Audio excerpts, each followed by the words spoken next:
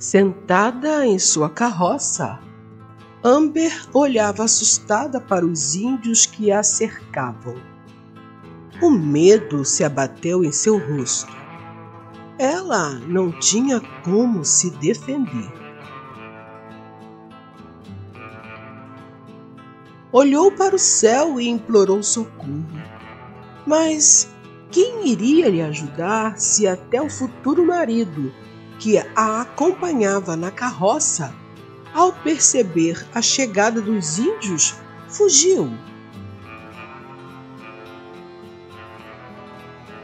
Ela lamentou o momento em que o religioso responsável em sua paróquia lhe falou sobre um fazendeiro que procurava uma esposa. Ela não duvidou, aceitou sem pensar duas vezes. Estava cansada de ser só. Vivera solitária desde criança, quando perdera toda a sua família para a febre, e passou a viver da ajuda do grupo religioso de sua comunidade. Precisava de uma família e aquela poderia ser a sua grande oportunidade.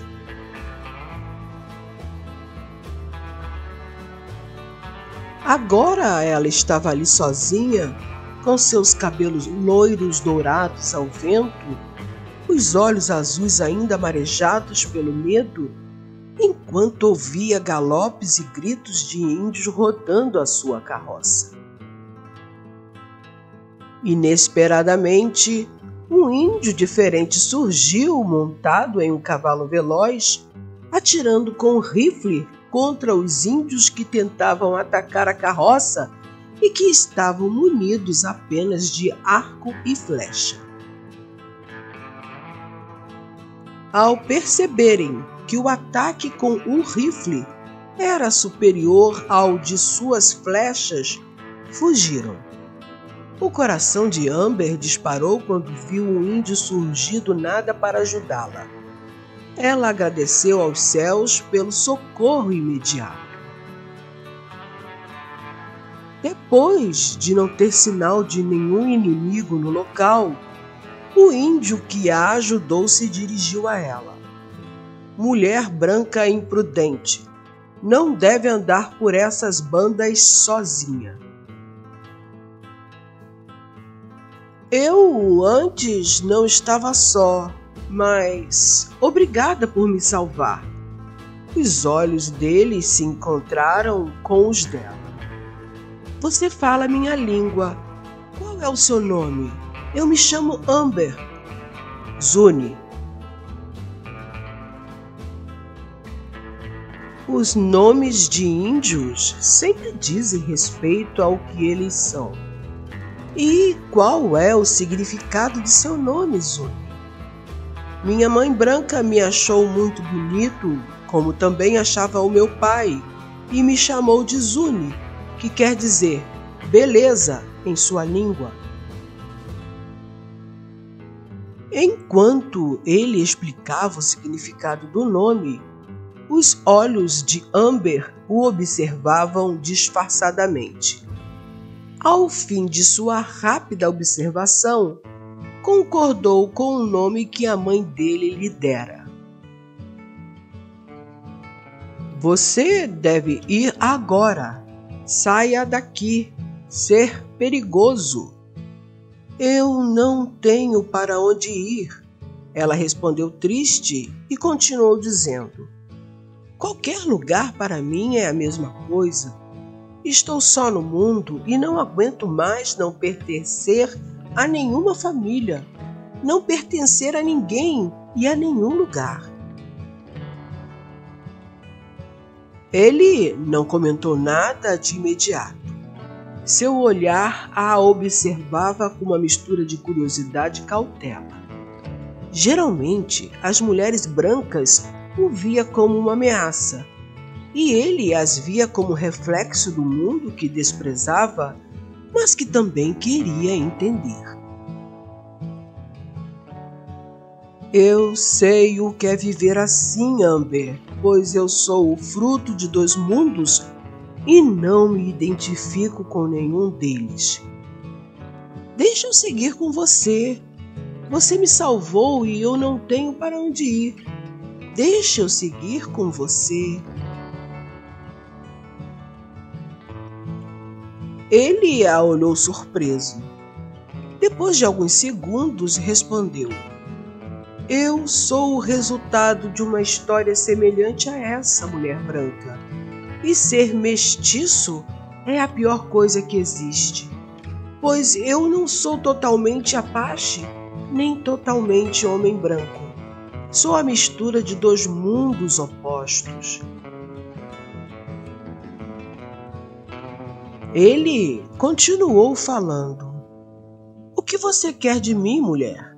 Ele perguntou, demonstrando a surpresa do pedido em seus olhos. O vento bagunçava seu cabelo como se fosse a própria natureza tentando confundir as duas almas que estavam ali, em um campo vazio. Eu vim de um lugar distante para casar com um homem covarde, pois me deixou sozinha no ataque dos índios. Não tenho nenhum familiar, não pertenço a nenhum lugar e nem a ninguém. Eu estou me sentindo sem rumo, Zuni. Zuni deu um passo para frente.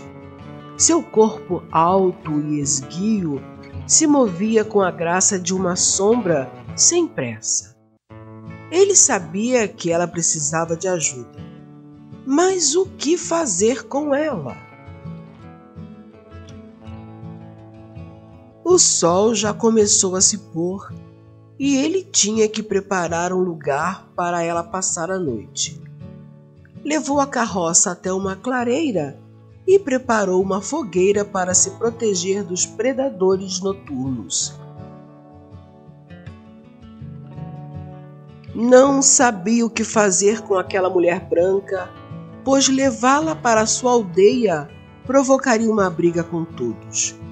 Ele já era repudiado pela maioria por ser um mestiço, e levar uma mulher como aquela para lá seria imprudente.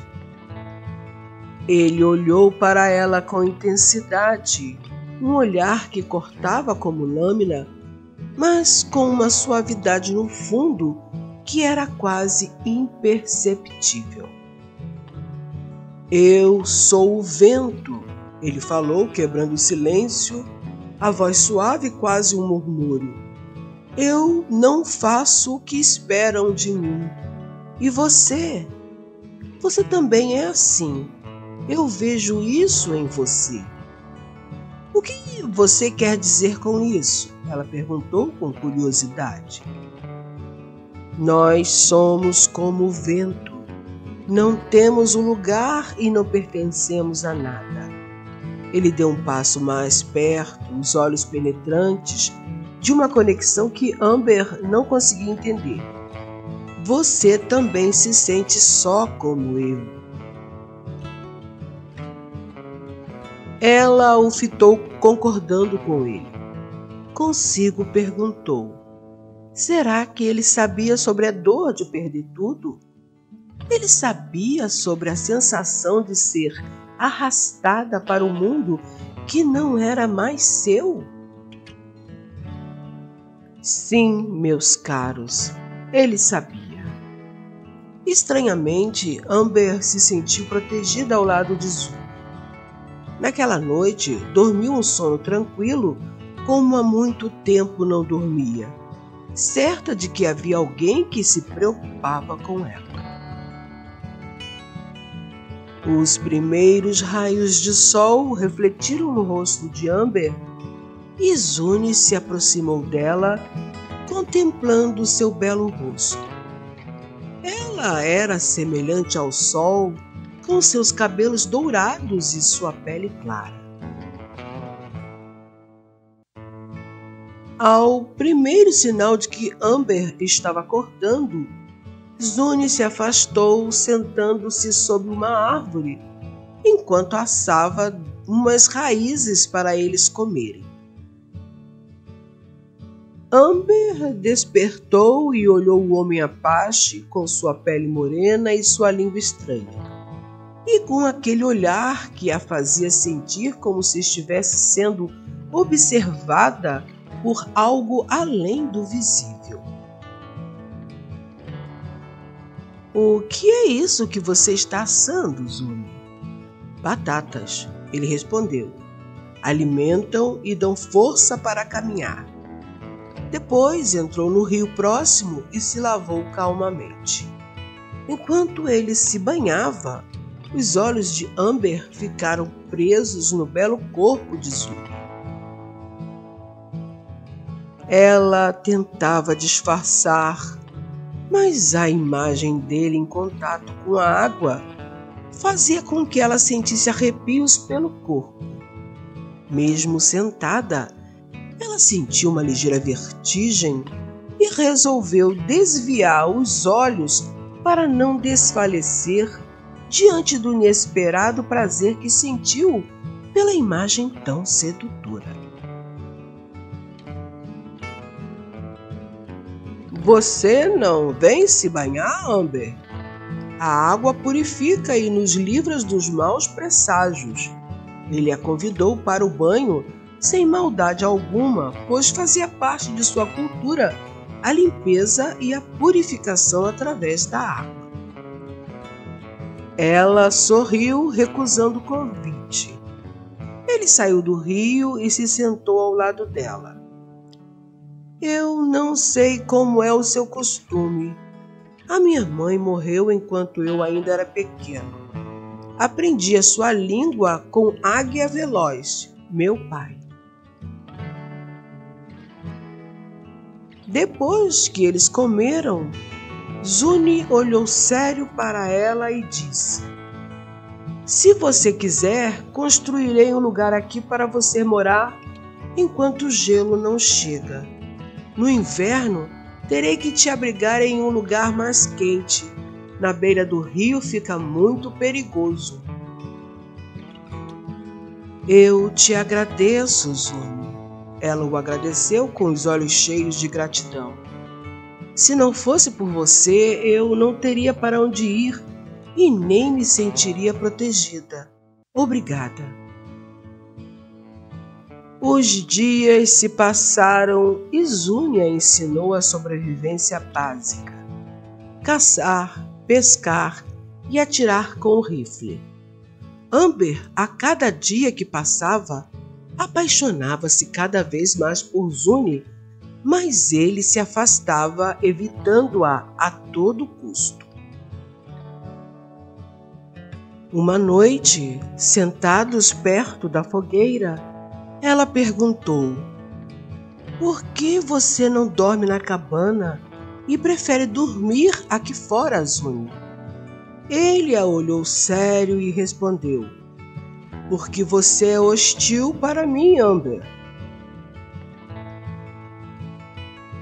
Ele gostava dela, mas sabia que o que sentia por ela poderia fazê-lo sofrer muito, assim como seu pai sofreu por amar a sua mãe branca. Ela não se deixou abater pela recusa dele. Levantou-se, entrou na cabana e o convidou para se deitar ao seu lado. O convite de Amber mexeu com os sentimentos de Zuni. Ele sabia que ao se deitar com ela, nunca mais conseguiria fugir dos seus braços. Por esse motivo, levantou-se, foi até a entrada da cabana e baixou a cortina para que não a visse mais deitada e tentando seduzi-lo com seu belo corpo. Na manhã seguinte, ao se levantar, Amber olhou para ele, tentando ler as linhas de seu rosto, a dureza que o tempo e as batalhas haviam esculpido. Zuni não era apenas um homem. Ele era uma força, um pedaço da terra selvagem que ela tanto desejava. A beleza dele estava na maneira como se movia, como um lobo silencioso, mas forte, com os olhos sempre atentos, sempre prontos para fugir ou atacar.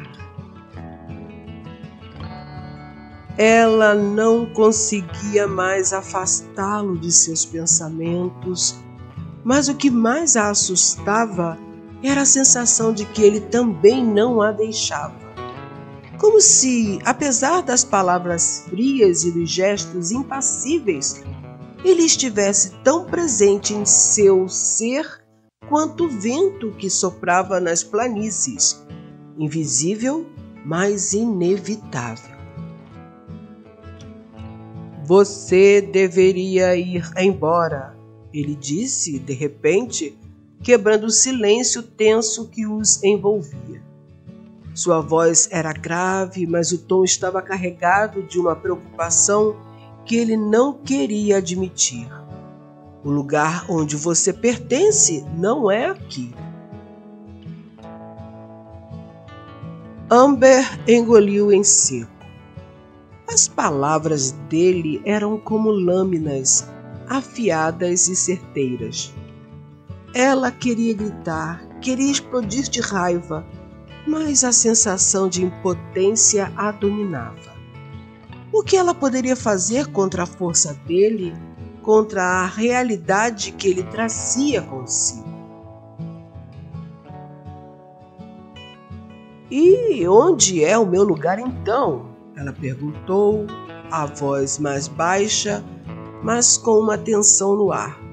Me diga, Zune, onde é o lugar de uma mulher como eu? Ele a olhou, seus olhos penetrantes, quase impossíveis de interpretar. Não havia resposta. Havia apenas um abismo entre eles, um abismo de cultura, de história, de dor e de silêncio. Você é a lembrança de um sofrimento que eu evito a todo custo. Eu sou o resultado da união de duas culturas e não sou bem aceito por nenhuma das duas. O amor entre pessoas tão diferentes se torna mais fraco do que as nossas diferenças. Ele se sentia ferido e Amber sabia disso. Ela sentiu uma dor no peito, como se estivesse tocando uma ferida aberta que ele não queria mostrar, mas que, de algum jeito, ele deixava transparecer. Você fala como se eu fosse sua inimiga, ela disse, a raiva e a tristeza misturando-se em seu tom. Mas sou apenas uma mulher que te deseja loucamente desde o primeiro dia em que te vi, belo índio. Zune deu um passo para trás, a sombra de um pesar cruzando seu rosto. Ele não sabia o que dizer. O conflito interno era tão intenso que seu corpo parecia querer ceder. Ele sabia que Amber o desejava, porque ele sentia o mesmo. Porém, a luta dele para não ceder àquele desejo era imensa. Amber ficou em silêncio, mas tentaria tudo para tê-lo em seus braços. Naquela noite, uma tempestade chegou. O céu se abriu e uma explosão de relâmpagos e a chuva torrencial e implacável caiu sobre a terra. Sem ter como dormir do lado de fora, Zune aceitou se deitar ao lado dela na cabana. Amber tremia, não apenas pelo frio da chuva, mas pelo contato do corpo musculoso de Zune. Ele estava ali, deitado ao lado dela, o calor de seu corpo fazendo-a delirar de prazer. A luz da fogueira tremia nas paredes de couro de animal da cabana. Amber sabia que aquela era a oportunidade de ter o homem que ela desejava seduzido em seus braços e entregue ao seu prazer. Pensando nisso, ela levantou-se e lentamente retirou o vestido que cobria o seu corpo. Nesse momento, na penumbra da cabana e recebendo a pouca luz da fogueira, Zuni suspirou profundamente. Depois, ela se deitou ao lado dele.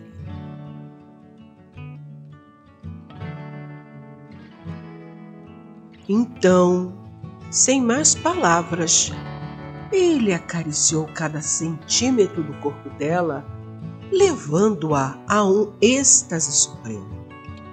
O beijo foi súbito, lento e delicioso.